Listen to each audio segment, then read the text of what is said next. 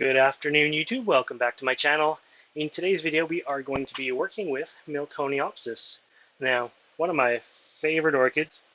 This is one of my favorite orchids because I just love the smell of this guy. It smells like roses, sort of. And anyways, MILTONIOPSIS are a cool-growing, bright shade-loving, lots of moisture-loving plant. And in the spring, and sometimes in the fall, they will produce these beautiful, beautiful pansy-like blooms on them. And every once in a while, they need to be repotted. So today we are not going to be repotting this one, but we are going to be repotting a division of this one. And this is just a hybrid I got. I don't have the name for it, unfortunately. I know people have asked before, but amazing, vigorous hybrid. And what we're going to be working with is another one exactly the same. So I'll put this guy back here. It's in a bit smaller pot. Now, it is still in bloom, and I would normally wait till it's not in bloom, but I wanted to do this video for you guys while it's sort of in bloom to give you guys something to look at as well. So the danger of in bloom is going to be I could shorten the life of the flower spikes themselves, or I could break one off. So it's not really life-threatening to the plant. Now what I've got this one in is a bark mix for now, and I wanted to trade it out for a sphagnum moss mix. Being these guys do like, oh thank goodness, the sun is going away. I started filming and the sun just came out blazing, but anyways, what these guys like is a moisture-rich media, and the bark I found was just too high maintenance for me. And there goes the air conditioner on, so I'm now going to turn that off, and then we can get started on this video. So what we're going to do is I'm going to bring you down. We're going to unpot this guy together. We're going to make sure all the roots are nice and clean, and then I'm going to repot it in a sphagnum moss mixture. Okay, so let's go from there. Okay, bring you down here, and let's get started on this guy. Working with my white tray, and the first thing we're going to do is unpot it, check out how the roots are,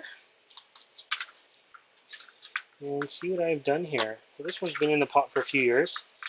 So I had a moss base to sort of block the water from leaving the pot quite as quickly, and then more of a fir bark mixed to it, just a fine fir bark. So what we need to do, it apparently didn't like that mixture all that much anyways, because I see some dead roots in there. It could be part of the old bulbs too. This was a division, so when you're dividing, sometimes the existing bulbs don't weather quite as nicely as you would like it to, but lots of new growth anyways. I think this has been in here for a couple of years looking at the bark. The good thing about bark like this is it does unpot quite easily, so the roots that are left are going to be easy to wash off. It looks like there's actually a little division here. I bet you there was a bulb right here connecting the two. That bulb has since faded, and that's what I'm finding the rotten little bits of the roots from, is a bulb that's no longer there. So anyways, there is a quick unpotting of it. Now let's take it over to the sink. I always like to take things over to the sink because I really want to get the media out of the roots there. I don't want any old media remaining for an orchid. Media itself, the reason we are repotting this is because the media goes sour. It gets acidic over time, and what we want is we want to get rid of all that sour acidic media and replace it with new fresh media. So I'm going to give it a quick spray. It's amazing how fast water will dislodge all the little bits and pieces, clean off all the roots, and not damage anything at all.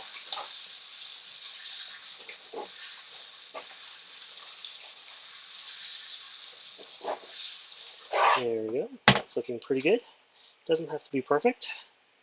The sun just went behind a cloud, thank goodness, because it's hot in here today. Take off some of that old stuff. And so that's what we're left with here. If we can, we want to remove any of the rotten roots. Now, a new root is going to be, in this case, nice and green, or when dry, it's going to be nice and white. As the roots take on moisture, they actually go a little bit greener than they were before. And I'm just going to pull off the old roots. The old roots are a different color, they're brown. And hopefully you can see that okay. And they basically just can pull apart super easily. So we don't want any of those in there if we can. Just like with the media that's breaking down, the old rotten roots that are breaking down are just going to make the new media more acidic and make the new roots harder to grow through. So I happen to have a pair of scissors here. I'm just going to trim out some of these. We're not too worried about these older roots anyways. With all the new bulbs on this, the new bulbs are going to love the new media and be very happy there. There we go. That gives us a good trim. Give it a final spray. So that's what it looks like there. A few little pieces of bark left, but they're stuck to roots, so I'm not too worried. You don't have to be 100%. See a little dead root there. But anyways, so let's bring this back over to the table. Okay, back over to the original old media here. And I just wanted to show you before I switch it out completely the difference between the old and the new media. Let's get a sort of a close-up here. The old media is very, very dark, very mushy, very broken down. And the new media, if we look at here, nice and light in color. So we're going to be using a mixture of fine fir bark, perlite, and sphagnum moss.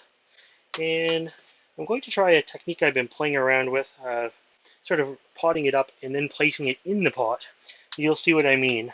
So let's get rid of this old tray and put the plant onto the new tray. And out comes the sun again. It actually went away for a little bit while I was switching the camera position again, but it is back out and open. We also went from, where did it go? This pot here, solid green, to we're going to be using a clear with some slats in it. Being we're going to be working with a lot more moss in this one, I do want some extra ventilation to make sure the moss dries properly. And yeah, so let's get started here. This is a technique that I've been using on a few of my plants lately to preserve the roots, make sure everything is where I want it to be.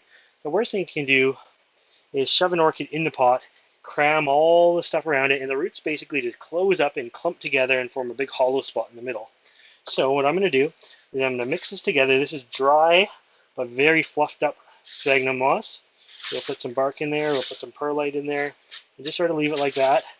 Where it ends up, it ends up. And we'll sort of mix it like that a little bit. Now I want to take some of this and I'm going to shove it in the crown, or in the bottom. I guess it's not the crown because the crown's on top.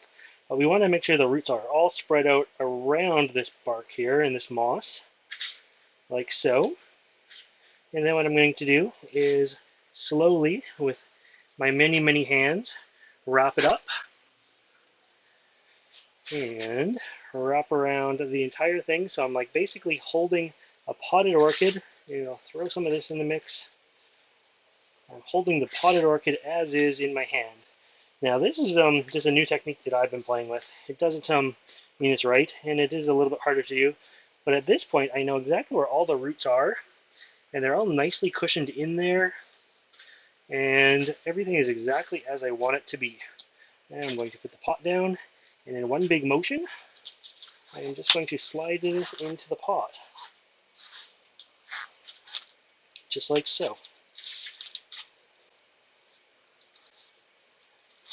Tuck it down around, add a little bit more bark in there.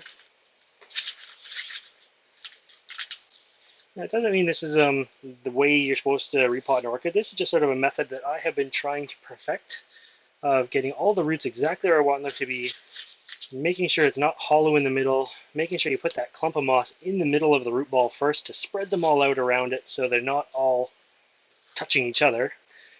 And this method that I just showed you also, being I can do it with my hands, you can be so gentle and just make sure all the roots are nicely tucked in there, and it seems to work really, really well. And you can see how it just sort of fit in there. Now, I've done this enough that I know it's not tight in there, it's just tight enough that it holds the orchid upright. I'm not compressing it down any or anything like that. I'm going to take it to the sink and give it a good watering right while you guys are on camera. And that's going to make it so that any of the moss just sort of settles into place. And remember I said it was very dry moss to start with, or fairly dry moss. This way the moss just becomes a little bit more workable and pliable. And you can just make sure everything's tucked in there, like so. Now that is a happy Miltoniopsis again. mainly in moss this time, so it's going to love the extra moisture. You can see the level that I have potted it up to. You don't want to bury it over the bulbs, but you don't want the roots exposed either. There's sort of an exact line there.